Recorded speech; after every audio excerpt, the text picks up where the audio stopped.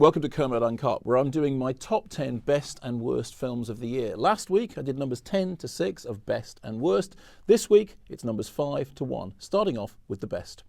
At number 5, 13th, a very, very powerful documentary by Ava DuVernay, the director of Selma, about slavery and imprisonment in the US. It's an incendiary piece of work, a really well-argued, polemical documentary. My only reservation about it is that it was funded by Netflix and therefore hardly opened in any cinemas in the UK. In fact, we did a blog here at Kermode Uncut about how cinemas in the UK wanted to show the film. Audiences wanted to see it in cinemas, but you had to see it on Netflix.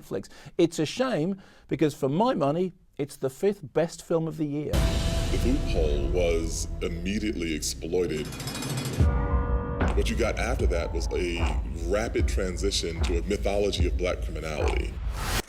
At number 4, Son of Saul, Laszlo Nemesh's soul-shaking Holocaust drama, which somehow found a way of confronting unthinkable events in dramatic form and without exploiting them. It was a film in which the form and the story were perfectly matched with that very, very close 4:3 frame. A really extraordinary piece of work, which quite rightly went on to win the Oscar for Best Foreign Language Film. Now, once again, when it came to the Oscars, it was the foreign language film category in which the really interesting, groundbreaking movie work was happening, which leads us very nicely to number 3.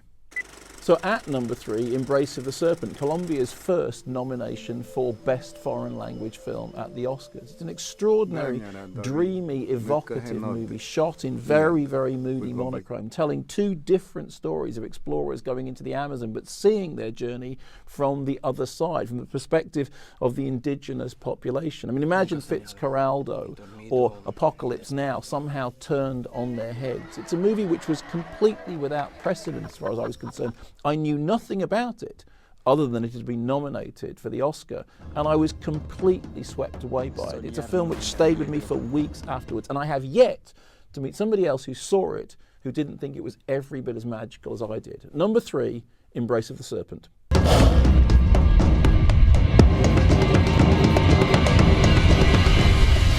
So, into the top 2, and one of the great things about 2016 is how many great home-produced movies there were. And at number 2, one of those, Notes on Blindness, an extraordinary adaptation of the memoirs of John Hull, a theologian who documented his loss of sight, recorded it in audio cassettes, which were then turned into a book. In the case of the film, they've taken those audio recordings along with interviews and got actors to lip-sync to them, much in the way of, for example, Clio Barnard's work in The Arbor.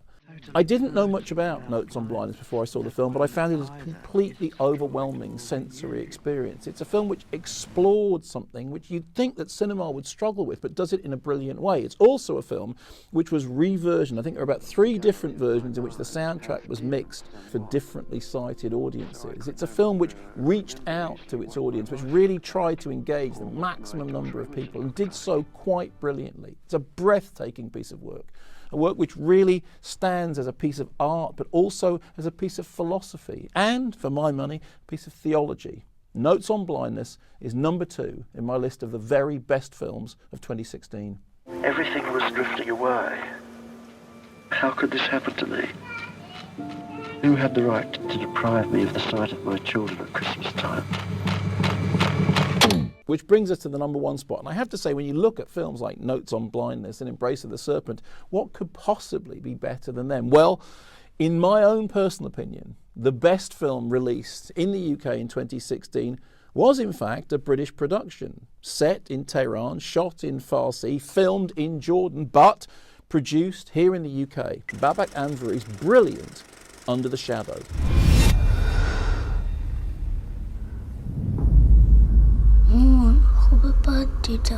Under the Shadow is a story of a mother and a daughter in a Tehran apartment during the Iran-Iraq war, being terrorized on the one hand by the fearful events happening outside in the real world, but also being tormented apparently by a jinn spirit, a spirit of the air. I love this film in so many ways.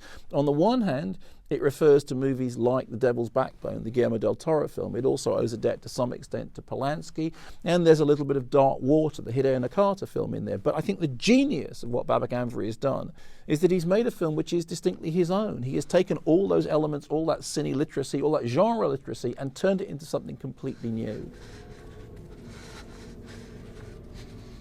The film was selected to represent the UK at the Oscars in the foreign language film competition category, and it is a genuinely international work. But I think what I love about it so much is that on the one hand it is a horror film, and as you know I'm a huge horror fan, but it's so much more than that. It's a film about politics, it's a film about family, it's a film about gender, it's a film which, for my money, has a very clear feminist agenda. It is made by a filmmaker of whom we were going to expect brilliant things in the future. It's a stripped down budget, a very small, very tight production in which everything is used to the full.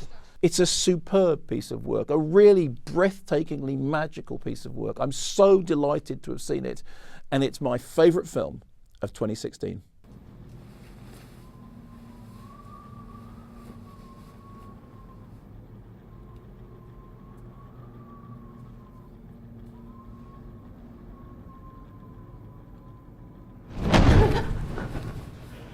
So there we have it, my rundown of the top 10 films released in the UK in 2016. At joint 10th place, Amorous Santi's United Kingdom and Mia Hansen Loves Things to Come.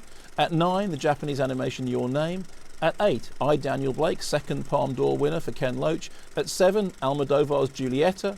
At 6, Room, with an Oscar-winning performance by Brie Larson. At 5, Ava DuVernay's 13th. At number 4, Son of Saul, winner of the Oscar for Best Foreign Language Film. At number 3, Embrace of the Serpent.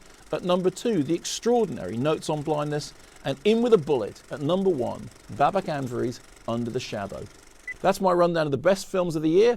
Stay tuned for the next Kermode Uncut, in which I do numbers 5 to 1 of the worst of 2016.